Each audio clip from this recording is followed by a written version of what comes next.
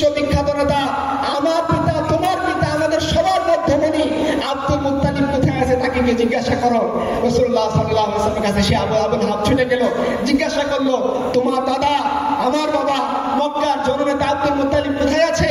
রাসূলুল্লাহ সাল্লাল্লাহু আলাইহি ওয়াসাল্লাম স্পষ্ট উত্তর দিলেন যে আব্দুল মুত্তালিব তার পুত্রের সাথেই আছে।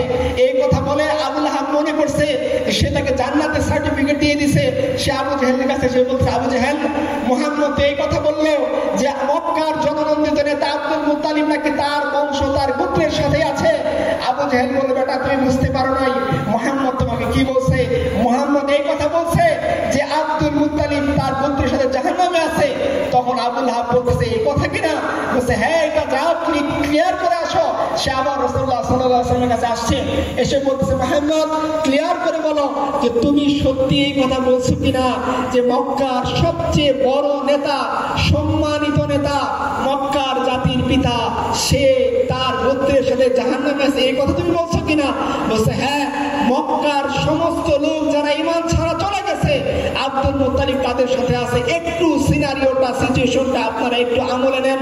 প্রিয় ভাই, যারা আমাদের কথা শুনছেন বা শুনবেন, সবচেয়ে ক্রিটিক্যাল একটা মোমেন্ট রাসূলুল্লাহ সাল্লাল্লাহু আলাইহি ওয়াসাল্লাম যাচ্ছে, যে মুহূর্তে তার সমস্ত পলিটিক্যাল আশ্রয় নাই, তার ভালোবাসার আশ্রয় খাদিজাতুল কুবরা রাদিয়াল্লাহু আনহা নাই, তার সাহাবীরা বিপর্যস্ত, তার সাহাবীদের উপরে আক্রমণ, আম্মার ইবনে ইয়াসিরের উপরে নির্যাতন, বিলাল হাবশির উপরে নির্যাতন, আবু বকরের উপরে নির্যাতন, আব্দুর রহমান ইবনে আউফের উপরে নির্যাতন, উসমান ইবনে আফফানের উপরে নির্যাতন, শুআইব রুমের উপরে নির্যাতন।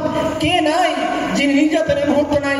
তার সামনে তার সাহাবী সুমাইয়াকে শহীদ করে দেওয়া হচ্ছে, আম্মার ইবনে ইয়াসিরের উপরে নির্যাতন হচ্ছে, ইয়াসির রাদিয়াল্লাহু আনহু বুড়া সাহাবী, বয়স্ক প্রবীণ প্রৌঢ় সাহাবী, তাকে নির্যাতন, শারীরিক মানসিক নির্যাতন করে উটের মধ্যে পা বেঁধে টেনে হিঁচড়ে তাকে মৃত্যুর দিকে নিক্ষেপ করা হচ্ছে।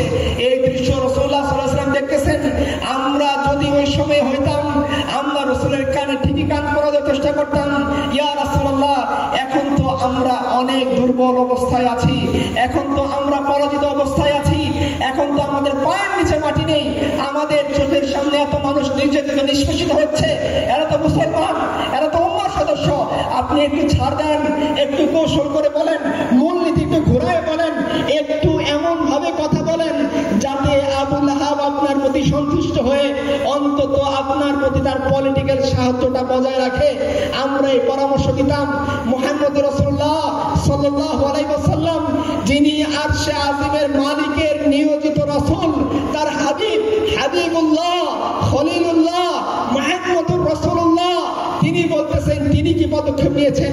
সমস্ত আমরা সোকল হিকমতোলজিয়া যেটা বলি, সেই সমস্ত সোকল হিকমতকে বাদ দিয়ে তিনি তার দ্বীনের মৌলিক আদর্শ, একটা মৌলিক আদর্শ হলো যে ঈমান যদি কেউ কবুল না করে সে জান্নাত যেতে পারবে না, সুযোগ আল্লাহ সুবহানাহু ওয়া তাআলা রাখেন নাই। এইটা মৌলিক একটা কথা। এই জন্যই কেন কোনো বিধর্মী মারা গেলে আমাদের খারাপ লাগে, আমরা চাই তারা জান্নাতে চলে যাক, আমরা তাদেরকে জাহান্নামে চলে যাক, এটা আমরা চাই না। এই জন্যই খারাপ লাগে, এই জন্যই আমাদের কষ্ট, এই জন্যই দাওয়া।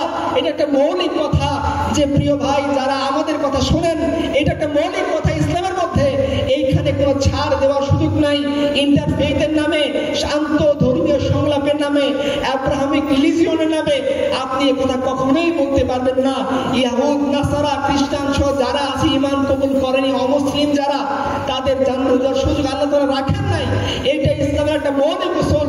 ওই সময়ে যখন সবচেয়ে বেশি নির্যাতন, নিষ্পেষণ, অত্যাচার চলতেছে, আমরা হলে আপোষ করে ফেলতাম, আমরা হলে একটু ঘুরাই বলতাম, আমরা হলে এটা ইসলামিক নাম দিয়ে যে কোনো মূল্যে নিজের জীবনকে বাঁচানোর জন্য ওইটার উপর একটা ইসলামিক লেভেল লাগিয়ে ইসলামিক কুফরি বানাইতাম, তাওহীদবাদী মুশরিক বানাইতাম, আমরা করতাম।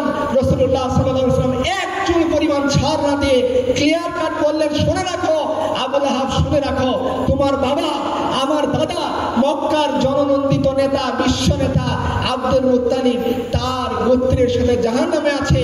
এই কথা শোনার পর আবু লাহাব বলছে, মুহাম্মদ, গোত্রীয় কারণে আমি তোমাকে সাপোর্ট দিয়ে যাচ্ছিলাম, আবু তালিবের পরে আর কেউ নাই মক্কার মুখে যে তোমাকে রক্ষা করতে পারে, আমি ভালো মনে করে তোমার কাছে এসেছিলাম, তোমাকে রক্ষা করার চেষ্টা করেছিলাম, কিন্তু তুমি যে ধরনের স্পর্ধা দেখিয়েছ, আমার পিতাকে মক্কার সবচেয়ে বড় জননন্দিত জাহান্নামে বলেছো, আজকের পর থেকে তোমার সাথে আমার কোনো রিলেশন নাই, সম্পর্ক নাই।